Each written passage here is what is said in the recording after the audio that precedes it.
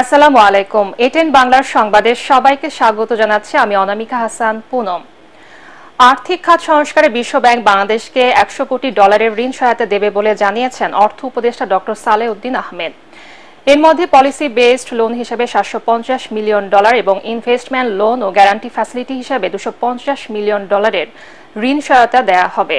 সচিবালয়ে তিনি এসব কথা জানান। আগামী ডিসেম্বরের মধ্যে বিশ্ব ব্যাংকের বোর্ডে এই ঋণ অনুমোদন হওয়ার কথা রয়েছে। তবে ঋণ পেতে বাংলাদেশকে ৩টি শর্ত পালন করতে হবে। বেসরকারি খাতে অ্যাসেট ম্যানেজমেন্ট কোম্পানি করা, আন্তর্জাতিক মানদণ্ডে খেলাপি ঋণের নতুন সংজ্ঞায়ন করা, নতুন গঠিত টাস্ক ফোর্সের অডিট ফার্মের কার্য বিবরণী বিশ্ব ব্যাংকে উপস্থাপন করার শর্ত মানতে হবে বাংলাদেশকে।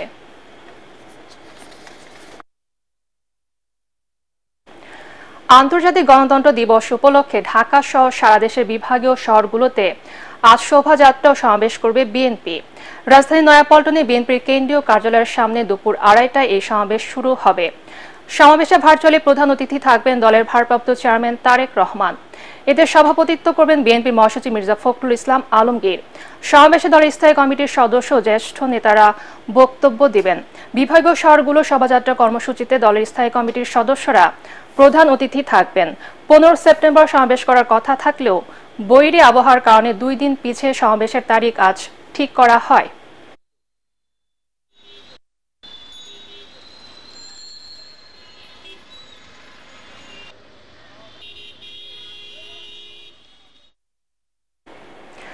দর্শক, এই মুহূর্তে নয়াপল্টনের সমাবেশ স্থলে আছেন আমাদের রিপোর্টার মুশফিকুর রহমান। চলে যাচ্ছি সেখানে। মুশফিক, বিএনপি নেতাকর্মীরা কি আসতে শুরু করেছেন? কি প্রস্তুতি দেখছেন নয়াপল্টনে?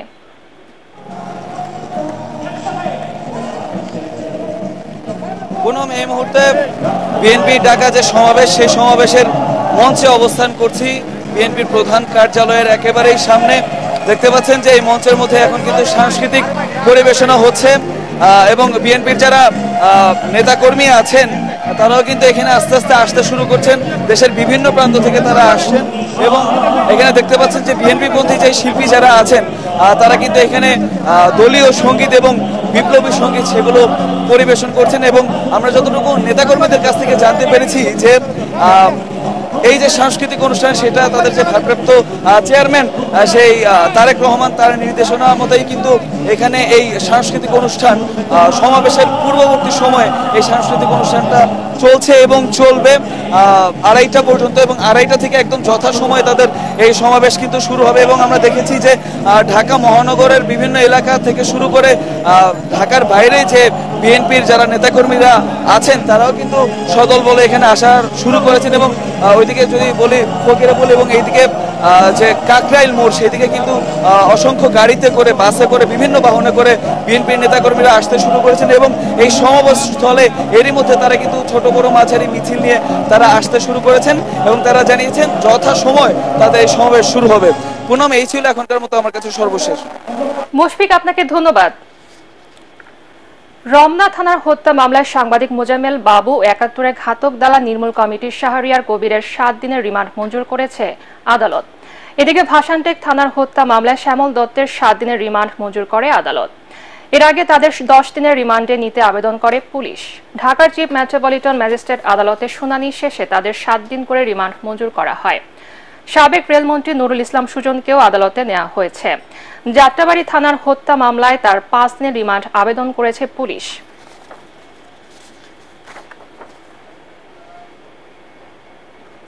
দর্শক, এই মুহূর্তে সিএমএম কোর্ট চত্বরে আছেন আমাদের সহকর্মী মনির হোসেন তপু।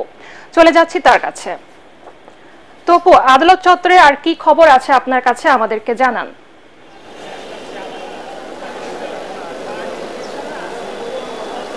ধন্যবাদ পুনম। আপনাকে জানিয়ে রাখি যে আজ সকাল থেকেই এই ঢাকার সিএমএম আদালতে ছাত্র জনতার আন্দোলনে নিহতদের ঘটনায় যে হত্যা মামলাগুলো রাজধানীর বিভিন্ন থানায় দায়ের করা হয়েছে, সেই মামলায় একের পর এক আসামিদেরকে এই সিএমএম আদালতে হাজির করা হচ্ছে এবং তাদের বিষয়ে যে শুনানি সেগুলো অনুষ্ঠিত হচ্ছে কঠোর নিরাপত্তার মধ্যে দিয়ে।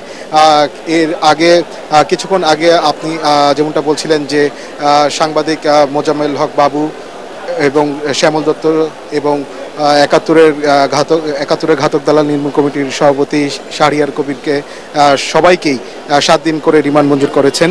এবং কিছুক্ষণ আগে সবশেষ আমরা যতটুকু এখানে কিছুক্ষণ আগে একটি শুনানি অনুষ্ঠিত হয়েছে।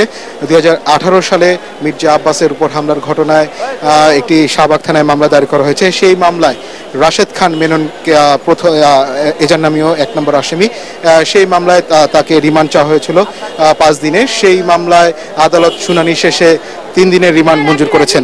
এবং একই সাথে আমরা দেখেছি যে পুলিশের সাবেক আইজিপি শহীদুল হক এবং চৌধুরী আব্দুল্লাহ আল মামুনকেও আদালতে হাজির করা হয়েছে।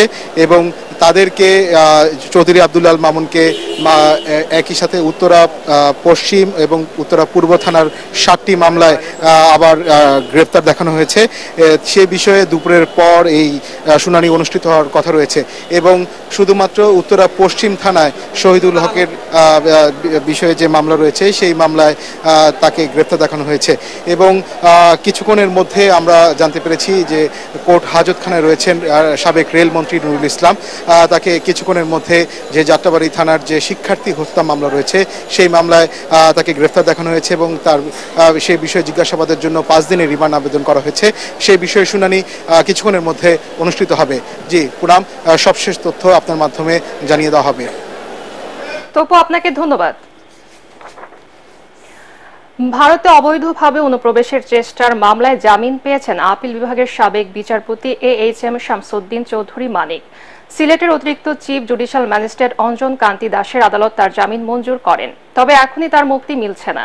তার বিরুদ্ধে আরও মামলা চলমান রয়েছে। বিকেলে তাকে সিলেট থেকে ঢাকায় পাঠানোর করার কথা রয়েছে। গত 23 আগস্ট রাতে সিলেটের কানাইঘাট উপজেলার ডোনা সীমান্ত দিয়ে ভারতে পালিয়ে যাওয়ার সময় সাবেক বিচারপতি AHM শামসুদ্দিন চৌধুরী মানিককে আটক করে বিজিবি।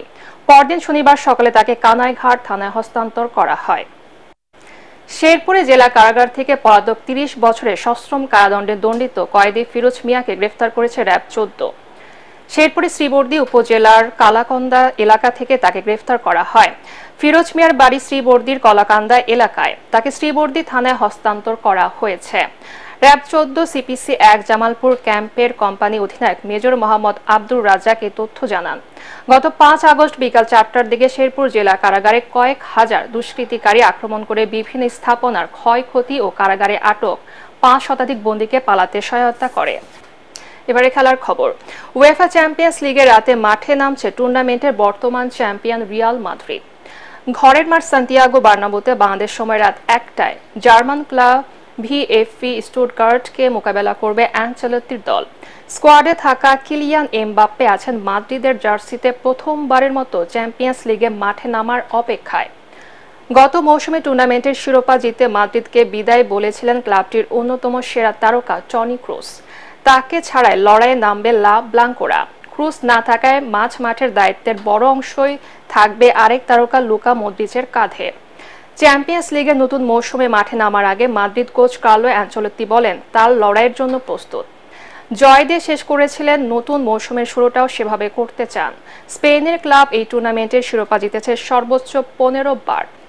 পরবর্তী সংবাদ দেখার আমন্ত্রণ জানিয়ে এখনকার মতো শেষ করছি। ATN বাংলা সংবাদ ইউটিউবে দেখতে ব্রাউজ করুন youtube/ATN বাংলা নিউজ। ধন্যবাদ সবাইকে।